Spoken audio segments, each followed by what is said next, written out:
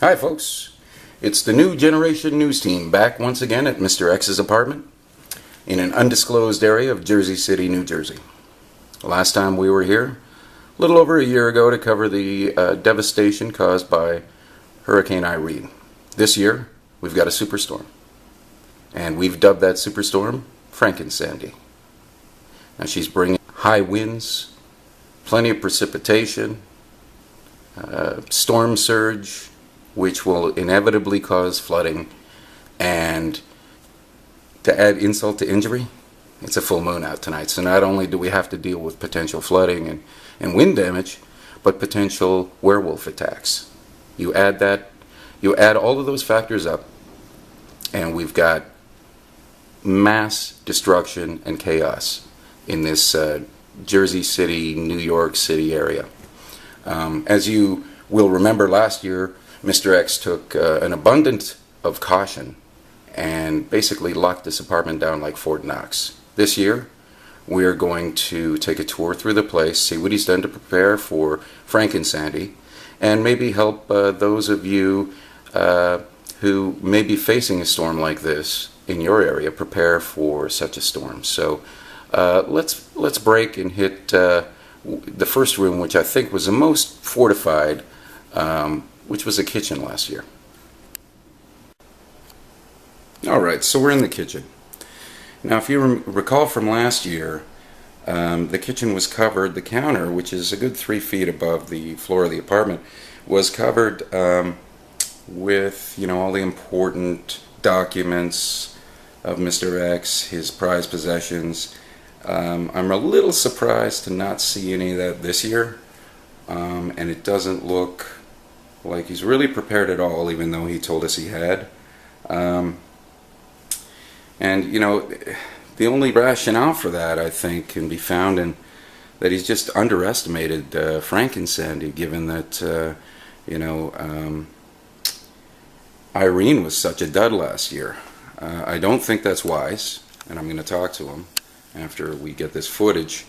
But between and me and my cameraman have a combined storm covering experience of almost 2.5 years, and I think it's very unwise to predict that one storm's going to be less devastating than another. They're individual storms, you can't compare them.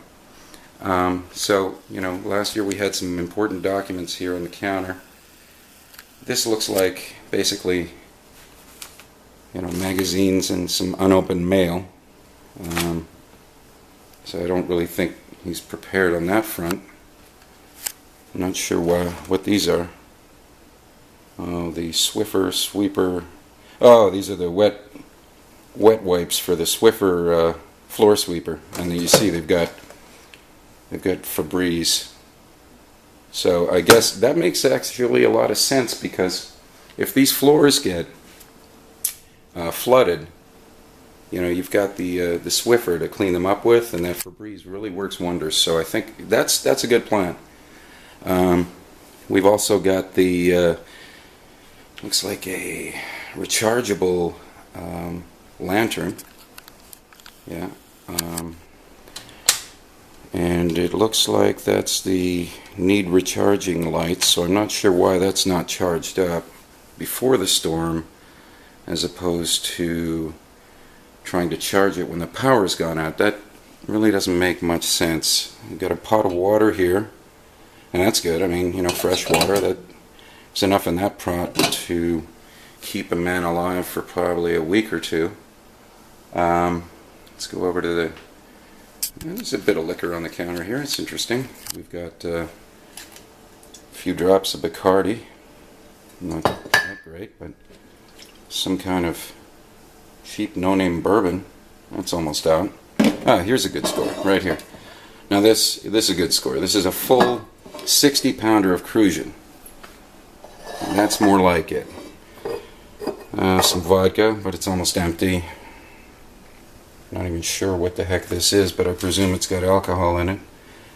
Almost a full bottle, a little over half of gin, a couple shots of Johnny Walker Blue, some vermouth in case you want to put together a martini or two. And it looks like, it's getting closer.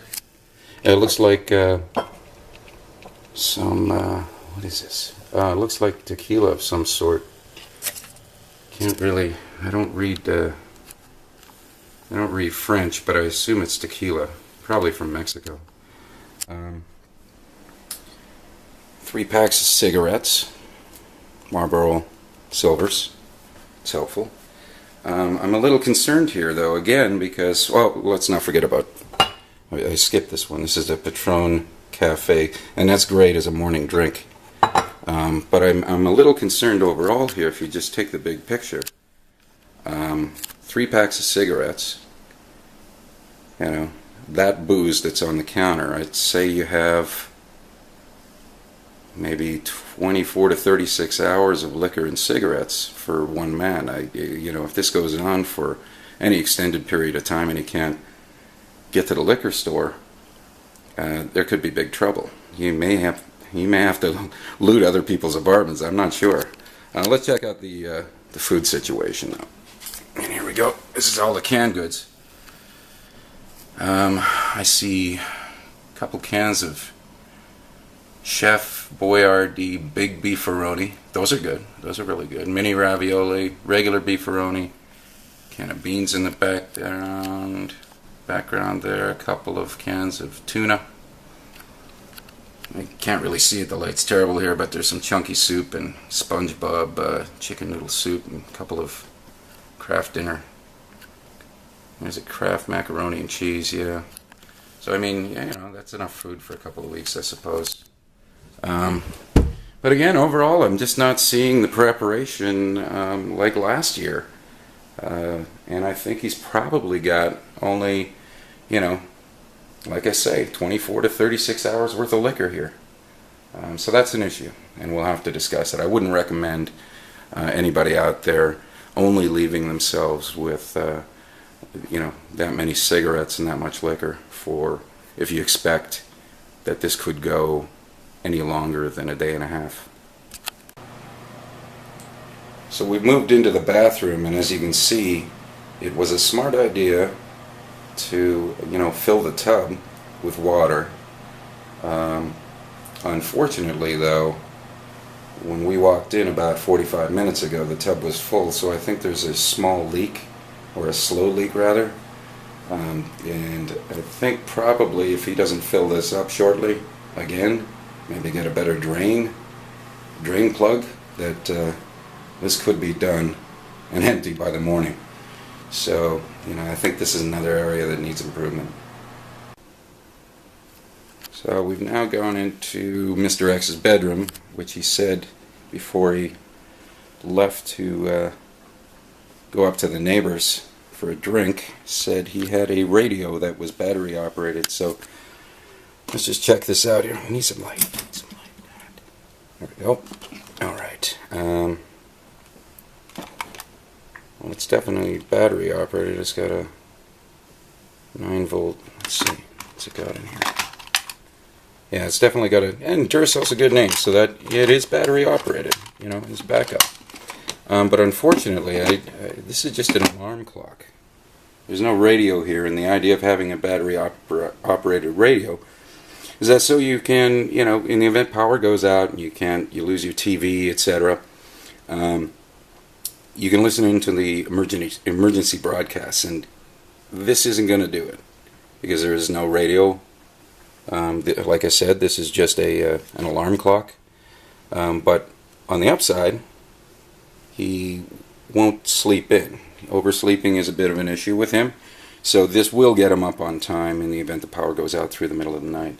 Let's shift on over here to the window and see what he's done to the windows. Now, some people board their windows up. It looks like Mr. X again this year is, he's relying on the and these are pretty sturdy, as you can see. I think it's a wood, or no, it's like a faux wood, maybe a plastic, but it's pretty thick. It's pressed right up against the window, so it looks like he's prepared. He's got both of them drawn, so I think any object, tree, tries to, penetrate this window, flies through the window, I think, it's going to have to go through these blinds first. So I think this is one area that he's really made up. He's failed in the kitchen somewhat, failed in the bathroom definitely, but in the bedroom he's really shored up these windows. So let's take a trip to the living room. So we're back in the living room. We can see, again, the windows. This is the main concern, I think. These are the exposed areas. If we take a closer look, this is a glass window, but it has got these,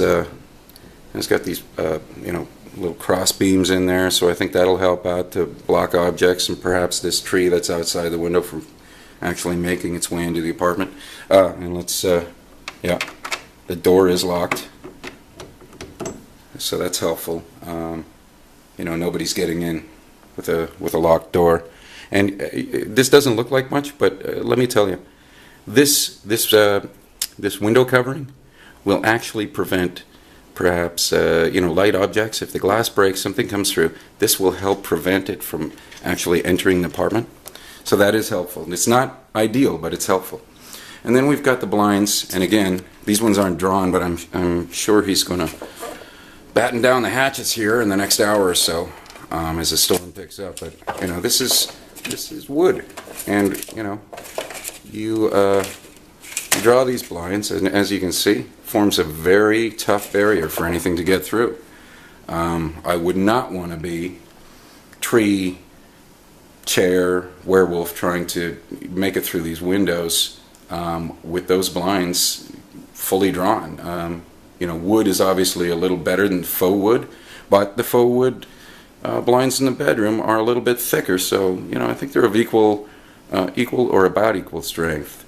At any rate, I think the living room's pretty secure.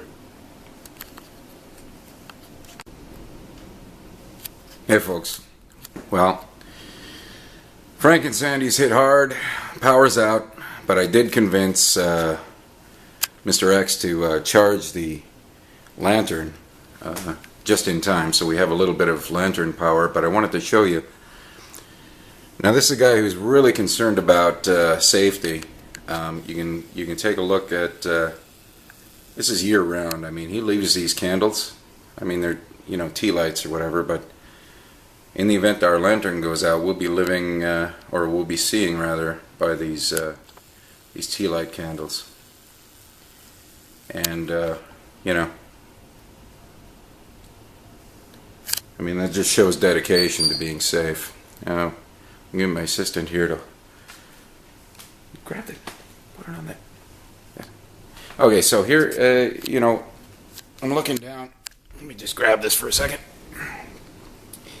We're worried about looters because we're trapped in this apartment. The complex, all the lights have gone out.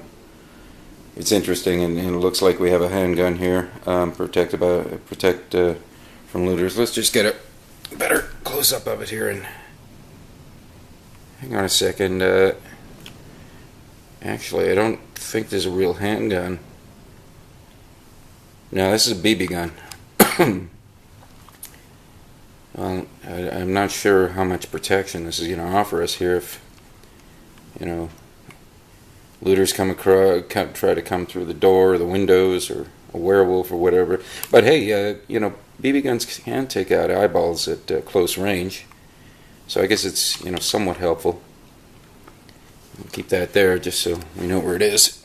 Let's go over to the window here. Can't really see much.